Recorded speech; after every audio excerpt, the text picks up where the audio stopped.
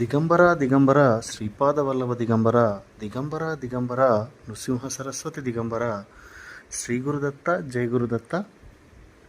ఈ వీడియోలో మీరు చూస్తున్న ఈ మహిమాన్వితమైనటువంటి ప్రదేశము కురువపురంలో ఉందండి. ఈ ప్రదేశం ఏంటంటే గురుచరిత్ర యొక్క 9వ అధ్యాయము జరిగినటువంటి మహిమాన్వితమైనటువంటి ప్రదేశం ఇది.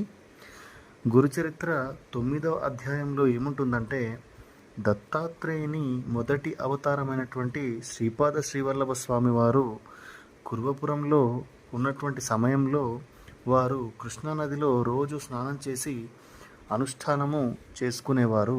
అలా అనుష్ఠానం చేసుకునేటటువంటి సమయంలో ఒక రజకుడు ప్రతిరోజు వచ్చి స్వామివారి బట్టలు ఉతికి స్వామివారికి రోజు పాదాభివందనం చేసి స్వామివారికి ప్రతిరోజు సేవ చేసేవాడు.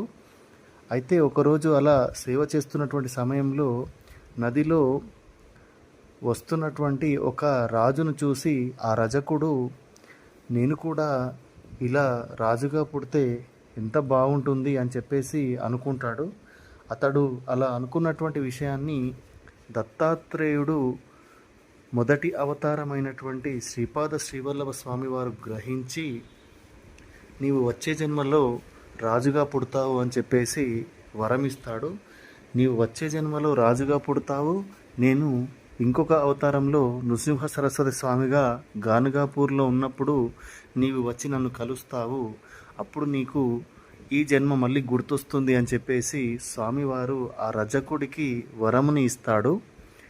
అలా వరముని ఇచ్చినటువంటి ఈ మహిమాన్వితమైనటువంటి ప్రదేశం అండి ఇది.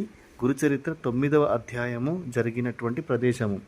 తర్వాత గురుచరిత్ర 50వ అధ్యాయంలో ఈ రజకుడు మ్లేచ్ఛరాజుగా పుట్టి కాలికి ఒక రాజపుండు అవుతుంది. దాన్ని తగ్గించుకునేటటువంటి ప్రయత్నంలో గాన్గాపూర్లో ఉన్నటువంటి నృసింహ సరస్వతి స్వామి వారి దగ్గరికి వెళ్ళగానే ఆ రాజపుండు మొత్తం తగ్గిపోయి ఈ రజకుడికి పూర్వజన్మ గుర్తుకు వస్తుందండి.